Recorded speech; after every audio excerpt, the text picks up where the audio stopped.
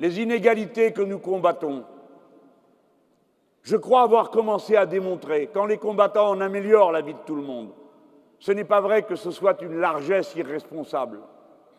Regardez comment cette inégalité s'imprime sur le territoire et les conséquences sociales pour votre vie terribles que ça a. Regardez comment les déserts médicaux font que tant de personnes ne peuvent plus avoir accès aux soins. Et je ne sais pas comment c'est ici, mais je ne vois pas que ça soit différent de ce que je vois dans le reste du pays. Mais que voulez-vous? Quand vous n'avez pas une maternité à moins d'1h30 de voiture, eh bien, il faut vraiment que ça se fasse calculer.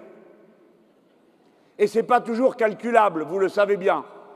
Et de la même manière, si vous avez un hôpital, mais que pour des raisons que tout le monde comprend, on a supprimé le service d'anesthésie, comme je l'ai vu une fois, dans un hôpital dans l'Aveyron, et le directeur était tout affolé.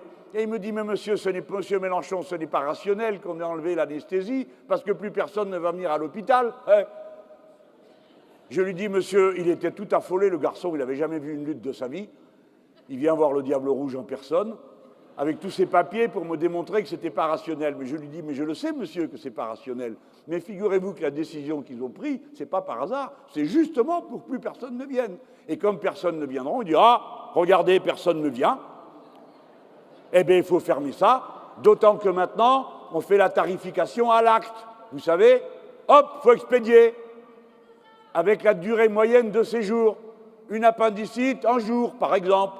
Au bout d'un jour, tu es tout clopin-clopant, dehors, tarification à l'acte, à l'autre.